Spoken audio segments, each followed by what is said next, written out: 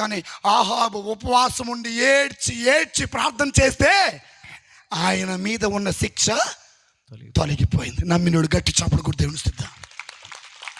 ఈ రోజున నీ పాపము నుండి నువ్వు తొలగితేనే, నీ పాపాన్ని వదిలిపెడితేనే నీ బ్రతుకును నువ్వు అమ్మల్లారవా కల్లారా ఈ వార్త వినరండి, యేసయ్యను నమ్ముకోండి.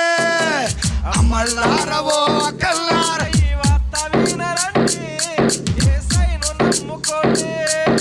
బట్టలు మార్చితే బ్రతుకు మారదు, గుండు కొడితే నీ గుణం మారదు. బట్టలు మారితే బ్రతుకు మారదు, గుండు కొడితే నీ గుణం మారదు. బుద్ధి మారలమ్మా, నీ గుణము మారలక్క. బుద్ధి మారలమ్మా, నీ గుణం మారలక్క. పాపము చేయని యేసు దేవుడు.